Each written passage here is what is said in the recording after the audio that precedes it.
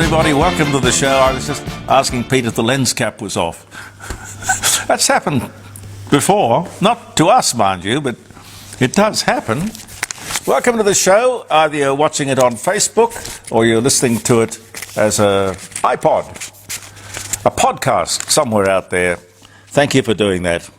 And thank you for all your comments. I appreciate each and every one of them, and I do try to get back to everyone, although I noticed the other day on the Facebook page, it kind of said something about we edit the responses and only publish the relevant ones. I mean, how would they know what was relevant and what was not relevant? I don't know. Anyway, this whole technology thing is a mystery to me. Before we get into the news of the day, happy birthday if you're having a birthday. Happy wedding anniversary. Ah, there's a good one. Pete? What's that? 1945. It's a good year, 1945. 1945. The Swallow Sidecar Company, which was headed by William Lyons, later Sir William, agrees to change the name to Jaguar. Because that's how Jaguar started out. They made sidecars for motorcycles. From such a beginning. The Wright brothers first file a patent for a flying machine on this day in 1903. Granted 3 years later. Took a long time. I suppose they were a bit sceptical about that.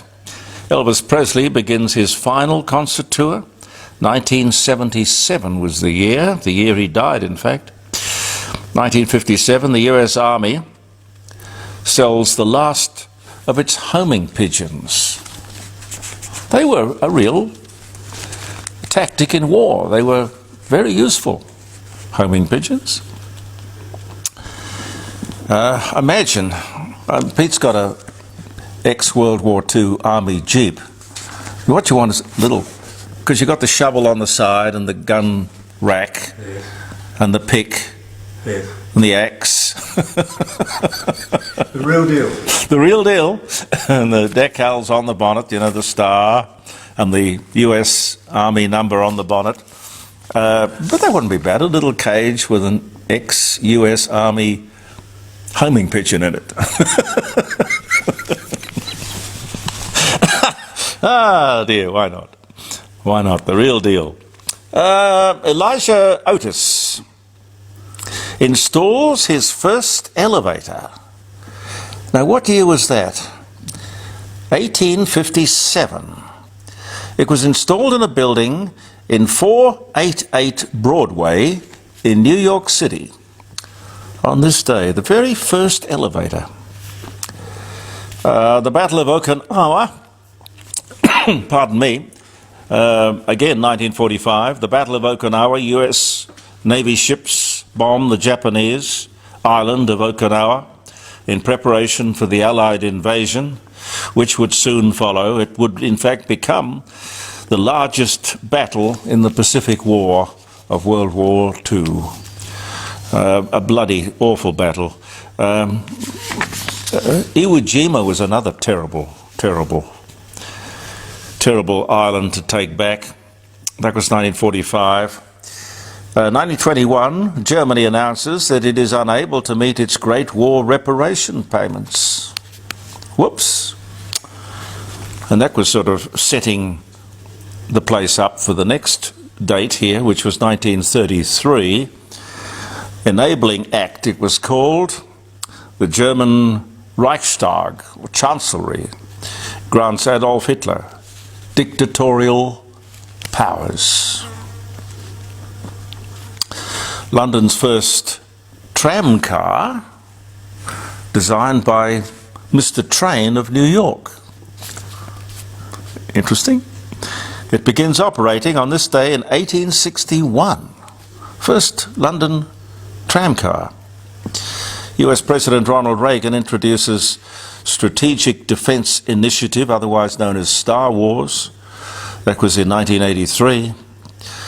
Australian opera star Dame Nellie Melba reveals the secret of her now famous toast. Melba toast. I don't know, have you tried that, Pete? Never heard of it. Well, I've heard of Melba toast, but I don't know what it was. I like toast and cheese. Yeah. That's good. Oh, golly, that's good. 1490, the first edition of the Torah, a code of Jewish religious law, is published. 1490. First airplane lands at the US capital of Washington, D.C., District of Columbia, 1922. And Elizabeth Taylor, bless her heart, English-American actress Cleopatra, Who's Afraid of Virginia Woolf, businesswoman, humanitarian, serial bride, married 6 times to 7 men. 6 times to 7 men, dies of a heart attack at just 79. Well, I can understand that. A heart attack. Yes, Joan Crawford, Mummy Dearest, the actress, born in San Antonio, Texas, 1905. Lee Kuan Yew, a marvellous man, Lee Kuan Yew. I had him on the show at old 5DN several times when he was in Australia. Very talkative, very chatty, very nice man. 2015, Lee Kuan Yew, father of modern Singapore and first Prime Minister of Singapore, dies of pneumonia at the age of 91. He was born in 1923. And the soap opera, The Bold and the Beautiful, premieres on this day in 1987. And I think it's still going. The Bold and the Beautiful. My dear mother-in-law would not miss that. Her life revolved around watching The Bold and the Beautiful. All those chiseled young men. No, we won't go there. The beginning of Ramadan. And that's interesting because Easter's coming up and Passover is coming up. All the religious observances around the same time of the year. As I say, interesting. So is this. The Adelaide Town Hall, very traditional place, infested these days, obviously, by a lot of woke individuals. The latest is they want to get rid of the opening ceremony, I suppose you'd call it, when the council meeting is convened. They would have a little thank you to William Light, who was the surveyor and the man who planned Adelaide, set it out, and it's quite wonderfully, thoughtfully done. Remarkable. He must have been a remarkable man. The city's a square mile, and then around that you have a ring of parklands, which are fantastic, sacrosanct in fact, much beloved parklands. And then there's another ring of kind of inner suburbs, and then you've got another ring of trees, which is where I am up here. Very cleverly done, very well thought out, so I can understand them including William Light in their ceremony. They also thanked the men and women who served in the armed forces to protect Australia and to keep it free. That's appropriate. Well, William Light's mention is gone, and so too is the mention of our servicemen and women. And of course the Lord's Prayer, that's got to go, that's gone. But guess what? The welcome to country and the thanks to the original tribes people stays. I heard a lovely send-up of that the other day via a very, very attractive Native American woman, stand-up comic. And she got up there, and before she got into her her shtick, she first said, I have to thank the original owners of this land. They were the Cheyenne, and then the Sioux. The Sioux, I think, were before the Cheyenne. Oh yes, and the Apaches. I'm pretty sure they were first. And before them, I think there were the Creeks. And oh yeah, the Arapahoes. Oh, they definitely need a mention. And hang on, before them, there were the Neanderthals. So this was their land. And a big thank you to the Neanderthals, but I mustn't forget the original landowners, the buffalo. A warm welcome to all the buffalo, and thank you for this wonderful, wonderful land and stage I'm talking to you from. Very funny, very funny. And she got a laugh. Of course, here they'd throw tomatoes at you, I suspect. Tony says, if somebody hasn't told you already, it was Livingstone, not Watson, the immortal line uttered by Stanley in Darkest Africa. It was Dr. Livingstone, I presume. Very good, Tony. And Rob, thank you both. The Encyclomedia has never let us down. Pete, never will either. Finland is the happiest country in the world. Did you know that? Finland is the happiest country in the world. Australia, with our wonderful climate and beaches and freedom and opportunity and everything, we're only number 12. Number 12.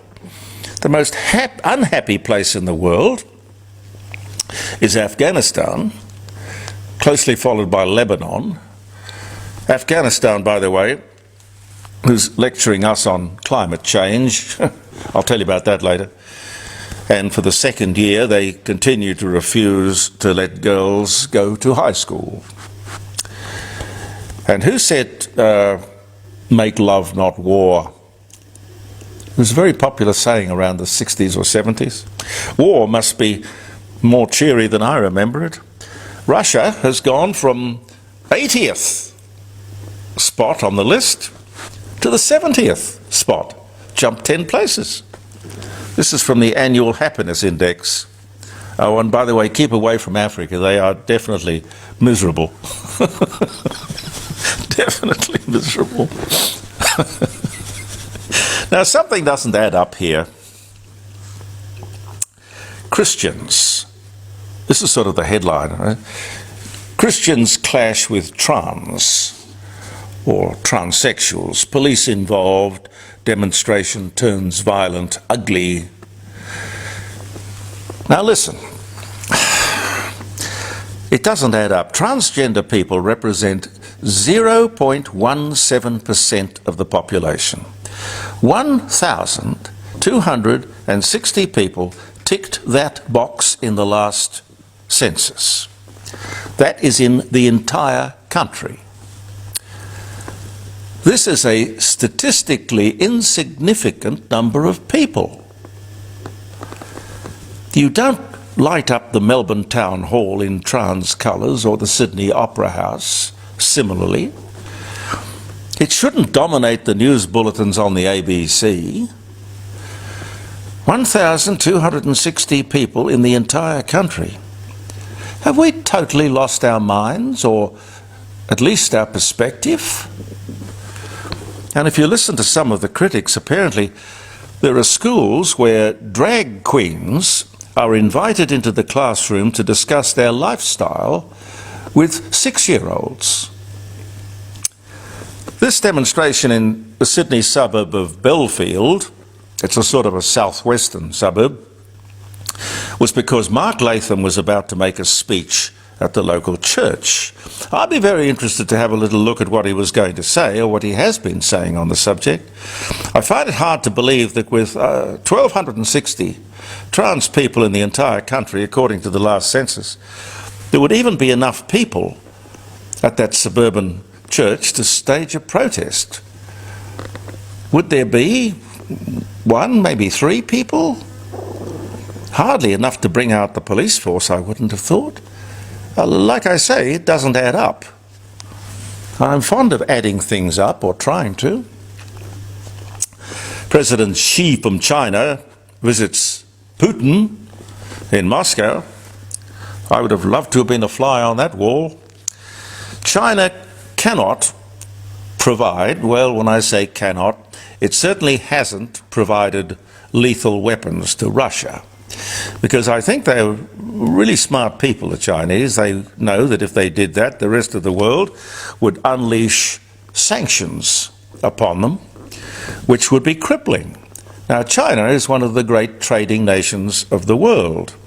It doesn't wish to offend the free world, it wishes to trade with the free world. Quite right. So I don't know what Putin will get out of the visit, apart from a few comforting platitudes. But who knows what he's after. Rupert Murdoch is getting married for the 4th time. I think he's trying to set some sort of mogul record. Or maybe it's the 5th time. I do lose track. God bless him. He's 92 years of age, and I still have great respect for him. For one man to grow a global brand from virtually nothing, News Limited, virtually nothing from a start that he got here in Adelaide. In fact, it was only in the last few years that the head office of News Limited, the global head office, has been moved to wherever it's been moved to in America. I don't pretend that he is not a polarising character. He is. But credit where credit is due. He would be... I've only interviewed him once. A very private man, doesn't like being interviewed. But I'd love to sit down with him and talk to him. Susan says, you think the Liberals need a star? But what or who is that? Susan, I don't know. It's somebody who lights up the room. Charisma. Charisma, yeah. Pete literally lights up the room. Various people have done it in various ways, and it's not good looks. It is, as Pete says, charisma. It's chemistry. Churchill had it. John Kennedy had it. Andrew Peacock had it. John Howard still has it. Bob Hawke definitely had it.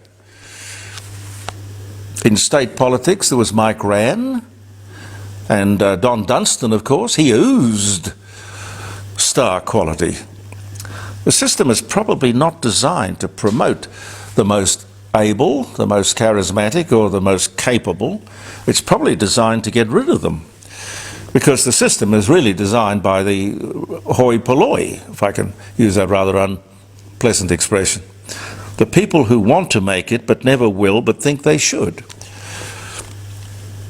Or as one person said, how do you soar like an eagle when you're surrounded by turkeys? The Pharmacy Guild of Australia is upset, angry at Woolworths and Coles for wanting to place pharmacies in their stores. Now, I don't see for the life of me what's wrong with that. Supermarkets have been trying for years to get the right to include pharmacy, but they do it in America quite successfully and without any problems. The pharmacy people seem to think that Woolworths will start off offering an online pharmaceutical facility of some kind, and that'll be the thin end of the wedge. I mean, everyone in business, in just about every category you can think of, is subject to competition. Why not the Pharmacy Guild? I can't see why not. And I will leave you with this one, because it really got up my nose, this one.